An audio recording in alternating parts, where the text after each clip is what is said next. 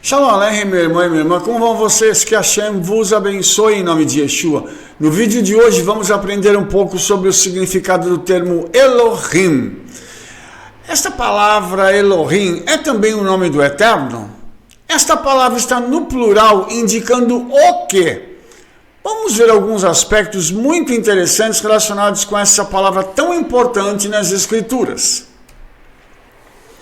A questão ocasionalmente surge, né? Elohim refere-se a mais uma pessoa na Bíblia hebraica?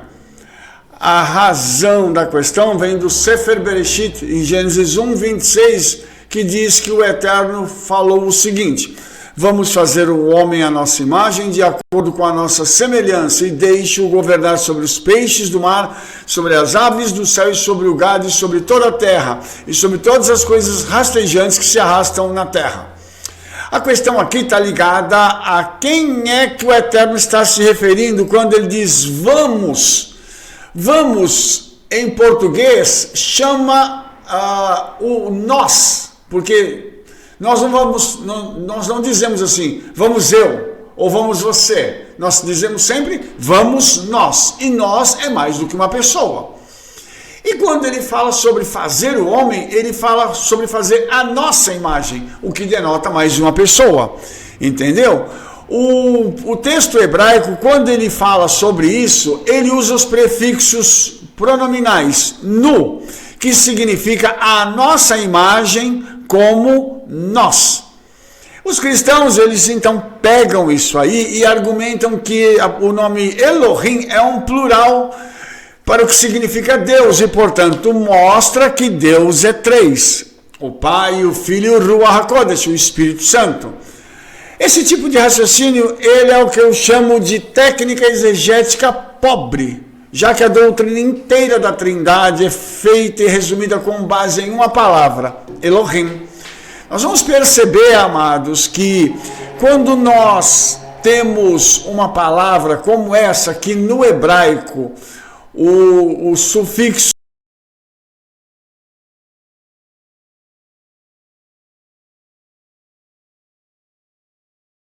preocupa um pouco, porque vai dizer assim, o que está acontecendo com essa palavra, esse nome? São três deuses, são três pessoas, o que está acontecendo? Então eu quero mostrar para você agora, de uma forma bem tranquila e partindo para uma exegese judaica, o que essa palavra significa de fato e de verdade, tá? Vamos olhar para os comentários rabínicos agora, de Rabino Shlomo Ben Yitzhak, o Rashi, onde nós lemos o seguinte. Aqui cito todas as declarações de Rashi em Bereshit. Rashi afirma, dizendo, aquele homem, ele está na forma de anjos. Com base no comentário rabínico, então o Eterno falava com os anjos, foi criado na forma dos anjos. Isso é uma linha de raciocínio. Vamos abrir uma nota aqui, que a justificação de Rashi é baseada em declarações de outras fontes no Tanakh, como o profeta Mica, que viu o Eterno sentado no seu trono e todos os anfitriões dos céus em pé à sua esquerda e à sua direita. Isso mostra que é um cortejo angelical em volta do Eterno. Ok? Portanto, o judaísmo, pelo menos na perspectiva de Rashi, não há um acordo entre todos os judeus em respeito a isso. Rashi afirma que os anjos tiveram parte no processo criativo e que é a sua imagem que o Eterno fez o homem, ou seja, a imagem dos anjos. Então, quem está certo e como devemos entender? Por que Elohim está escrito na forma plural? Antes de continuar, eu só quero dizer o seguinte, para nós que conhecemos a Yeshua e a Brit Hadashah, nós sabemos que foi o homem criado através de Yeshua, e ele é feito à imagem e semelhança do Mashiach, que tem a imagem e semelhança do Eterno. Então, na realidade, isso para nós não é um problema, ok? Lembrando que nós, inclusive, já gravamos um vídeo que foi postado em nosso canal, dizendo que Yeshua não é Deus, Yeshua é o Mashiach, só o Eterno é Deus. Então, de acordo com a sintaxe hebraica de Williams, na terceira edição da Universidade de Toronto, essa forma plural da palavra hebraica é usada para indicar uma pluralidade simples, como rei, malachim, ou como prata, tá? Ou como lenha, para indicar produtos naturais em um estado antinatural ou fabricado como cevada, que são grãos, tá? Para indicar uma extensão quando um objeto consiste em partes separadas, como juventude também em relação ao tempo, e sangue derramado, para indicar ideias abstratas como fidelidade, virgindade, expiação, e finalmente para indicar respeito ao Criador, tá? E inclusive ao Senhor, como Adonim, e Rei, Malachim. Então, nosso entendimento sobre esses usos plurais das palavras hebraicas vem da análise da sentença hebraica, contexto e da sintaxe, que as formas plurais produzem um significado singular. Por que eu estou querendo mostrar tudo isso para os irmãos?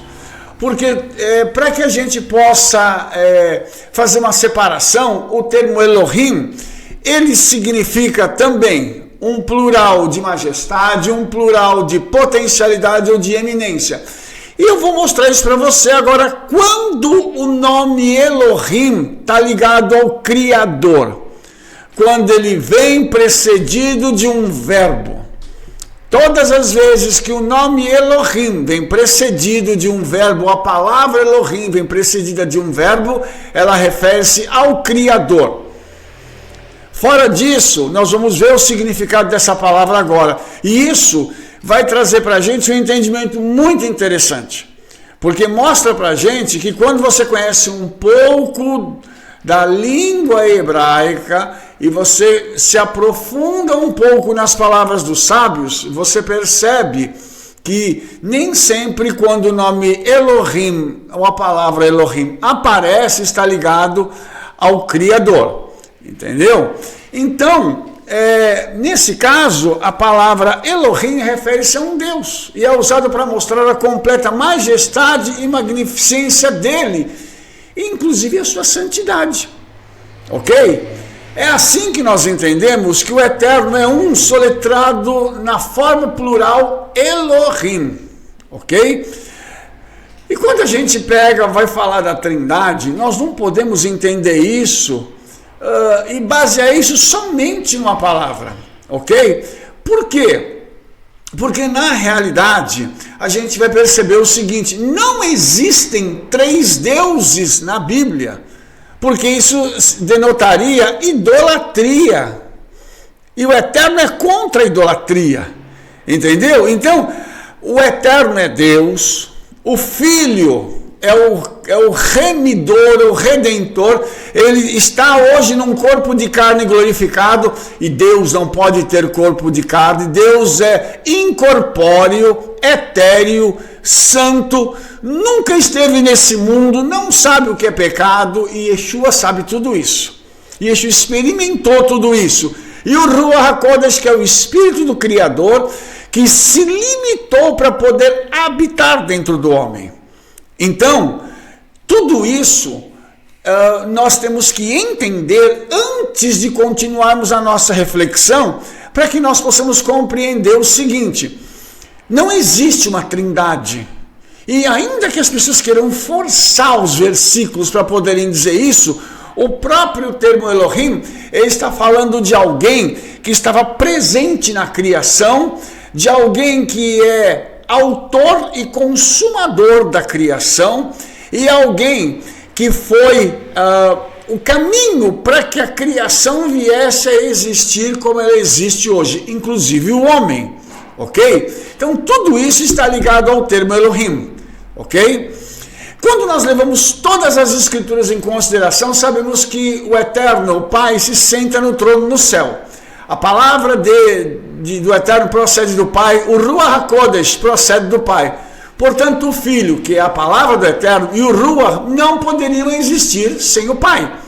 E é assim que nós conhecemos o Eterno ser um de acordo com Deuteronômio 6,4 e permanecer consistente com as escrituras sobre quem é o Eterno. Ok? Então, tudo isso mostra pra gente o seguinte: o Pai, ele é a fonte original de tudo, tudo veio dele. E alguém pode perguntar, mas o que tinha antes dele? Ninguém sabe. Ninguém pode responder essa pergunta. Mas o que nós sabemos é que tudo veio a existir a partir do eterno. Então, Yeshua, quando ele vem para o mundo, ele se torna a Torá viva em forma de ser humano, a palavra que se fez carne.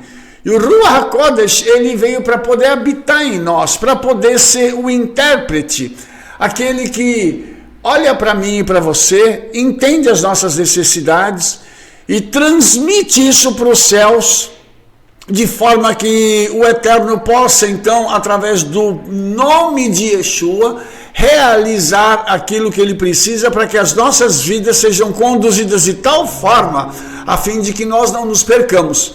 Então, o Ruach HaKodesh, ele serve não só como um instrutor entre nós, mas ele serve como alguém que está preservando a nossa vida para a eternidade. O ponto principal para esse vídeo curto vai ser só isso. Absolutamente nós precisamos levar todas as escrituras ao tentar entender quem é o Eterno, qual seria a sua vontade para as nossas vidas e como devemos viver as nossas vidas por Ele. Nós não devemos e não podemos usar uma palavra para basear as nossas crenças teológicas.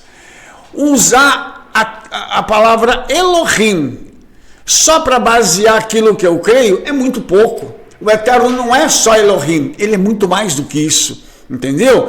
Então, o que ocorreu durante a história? O perigo de acontecer uma distorção pela falta de entendimento, pela falta de conhecimento do judaísmo, desenvolveram-se doutrinas, e essas doutrinas estão arraigadas até hoje no coração das pessoas, levando-as a crerem em algo que é extremamente antibíblico. Mas elas creem, elas vivem por isso, elas brigam por isso. E sabe, isso ofende muito o coração do Eterno, porque o Eterno nunca desejou que os seus filhos o conhecessem de uma forma distorcida, mas da forma como ele é.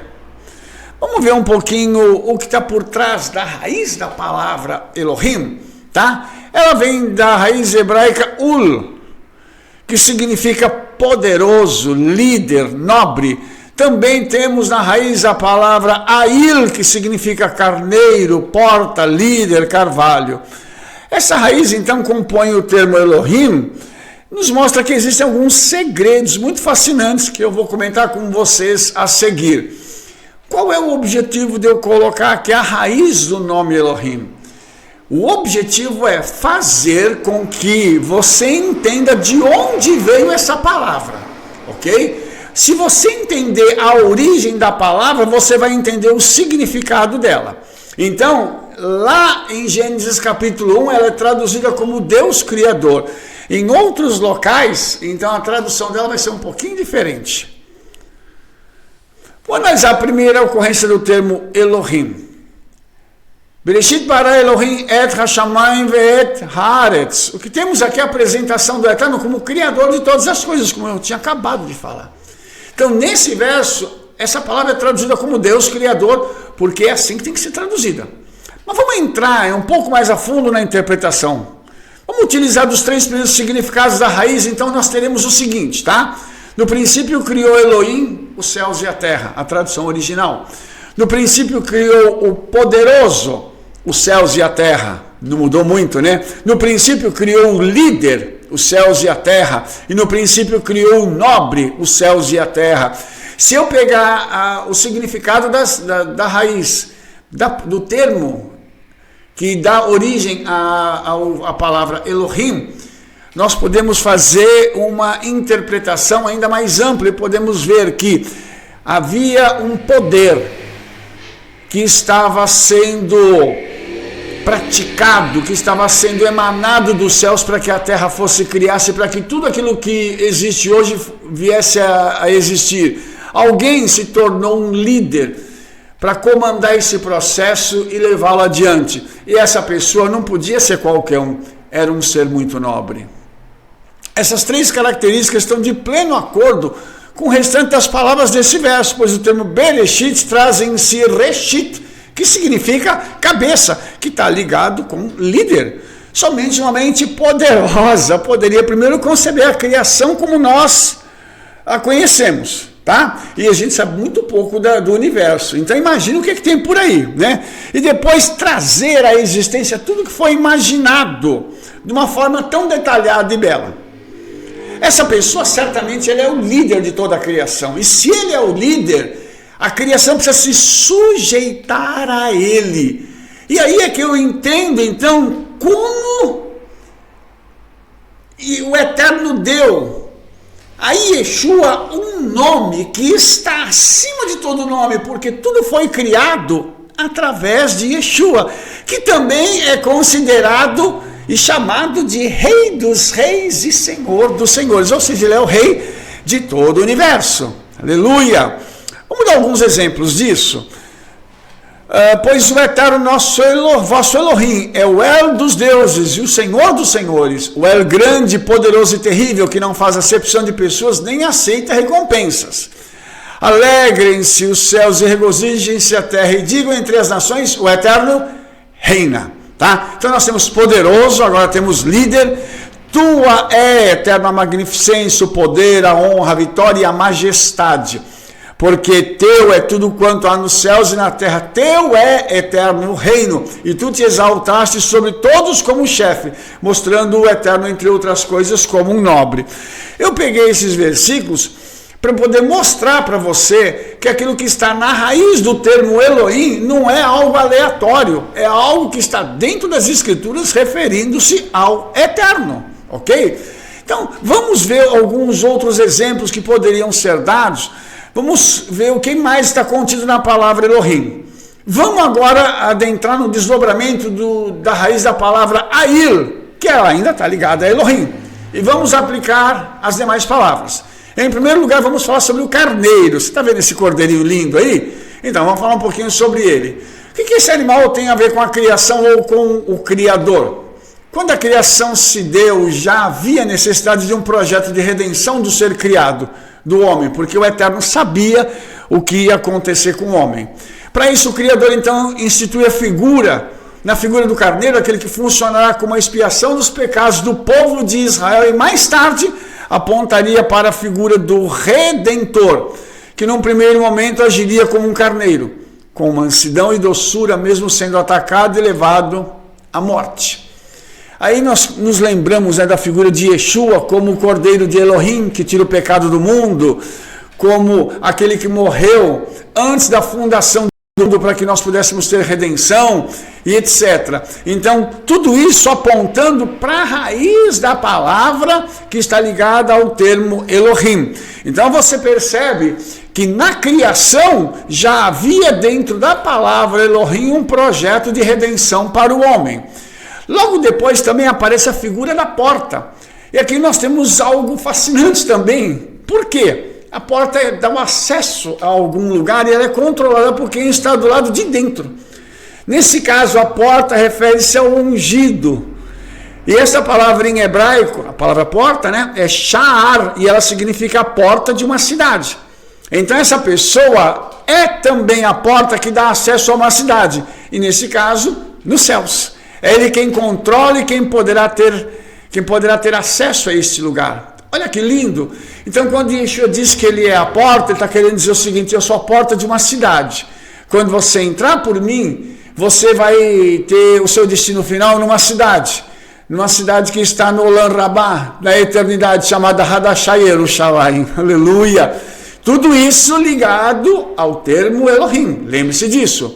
Ele também é o líder, pois sua atuação como criador e mantenedor de todas as coisas dão a ele um status de liderança, tanto no âmbito espiritual quanto no material, ou seja, no físico, né? Nada que acontece sem a permissão de Yeshua, sem a aprovação dele. Até mesmo a ação do reino das trevas está sujeita à sua aquiescência, ou seja, para fazer qualquer coisa contra um servo do Eterno ou para o diabo agir no mundo, ele tem que ir lá no trono de Yeshua e falar assim: eu posso fazer isso assim, assim, assado?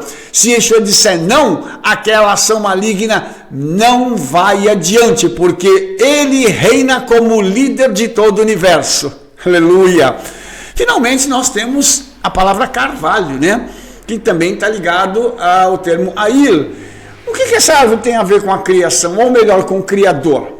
A tradução usual desse termo em português é terebintos, e as suas ocorrências são muito interessantes. Primeiro, o lugar em que Jacó escondeu os ídolos estrangeiros, houve uma conversão dele e de sua família aqui, onde um anjo encontra-se com Gideon, os céus e a terra se encontrando, onde Davi lutou com Golias, mais uma vez uma manifestação sobrenatural dos céus, vencendo a potestade que estava na terra e levando Israel a uma vitória militar tremenda, onde Absalão foi preso pelos cabelos, houve juízo da parte do Eterno contra a vida desse homem que queria matar o seu pai, onde o profeta de Betel descansou, onde os ossos de Shaul foram sepultados. Em todas essas ocorrências temos algo em comum: juízo. Então, mostrando que, além de tudo, no termo Elohim, nós temos também algo relacionado com o juízo. Podemos também afirmar que esse carvalho é também aquele que trará juízo contra todos os que desobedecem e praticam a iniquidade. Esse aspecto coloca como juiz em toda a terra e em todos os tempos. E nós sabemos que no fim dos tempos, lá no dia do grande trono branco, Yeshua vai julgar o homem e todas as nações da terra, tá? Até agora nós tomamos só esse primeiro verso da Torá como exemplo, então nós podemos perceber que tem muitas dimensões dentro da palavra que aponta para os caminhos que devem ser trilhados por aqueles que conhecem as Escrituras. Ou seja, se desobedecer, sabe o que vem sobre nós. E a obediência também, ela traz recompensas que são inimagináveis para o coração humano. Concluindo, eu posso afirmar que o Criador é poderoso, líder, nobre, um carneiro, uma porta, um líder, um carvalho. Como é que eu vou conciliar essas informações com tudo aquilo que eu tenho hoje? Basta lembrar que toda a criação foi executada através de Yeshua, como está escrito, o qual nos tirou da potestade das trevas e nos transportou ao reino do Filho do seu amor, em quem temos a redenção pelo seu sangue, a saber, a remissão dos pecados, o qual é a imagem do Elohim invisível. Olha que lindo isso aqui. O primogênito de toda a criação, porque nele foram criadas todas as coisas que há nos céus, na terra, visíveis e invisíveis, sejam tronos, dominações, principados, potestades, tudo foi criado por meio dele e após ele. E ele é antes de todas as coisas, e todas as coisas subsistem nele. Ele é a cabeça do corpo da congregação, sendo o princípio e o primogênito dentre os mortos, para que em tudo tenha a preeminência, porque foi do agrado do Pai que toda a plenitude nele habitasse, e que, havendo por ele feito a paz pelo sangue da sua cruz, por meio dele reconciliasse consigo mesmo todas as coisas, tanto as que estão na terra como as que estão nos céus. Então, para a gente poder finalizar, nós vamos entender o papel de Yeshua como o Criador. Yeshua criou todas as coisas, tudo foi feito através dele, inclusive o mundo espiritual. Nós entendemos Mateus capítulo 4, quando Satanás vem tentar Yeshua, e Yeshua dá um chega para lá nele, dizendo o seguinte: não tentarás o eterno teu Criador. Lá em hebraico aparece o tetragrama Elohim, dizendo o seguinte: eu me torno aquilo que me torno e eu sou o teu Criador. Então, quando Yeshua diz aquilo para Satanás, Satanás entende bem a mensagem, só que ele, como é muito hipócrita, né, ele faz de conta que não ouve, mas ele sabia diante de quem ele estava. Aquele homem diante de quem Satanás se apresenta no deserto era o Criador dele. E ele, quando foi rechaçado pela palavra de Yeshua, entendeu que assim como o mundo foi criado pela palavra, e a palavra trouxe ordem à desordem e origem a todas as coisas, agora o maligno estava também sendo vencido pela palavra, mas por uma palavra muito especial, que é a Torá viva do Eterno, que se fez carne para estar entre nós. Baruch Hashem, que coisa maravilhosa. Por isso nós podemos entender que o Eterno deu a Yeshua poder, autoridade, graça para fazer todas as coisas nos céus e na terra.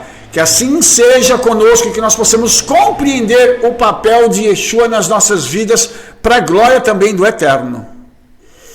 Então, lemos esses ao lermos esses termos, podemos então identificar neles praticamente todas as ideias relacionadas com a palavra Elohim.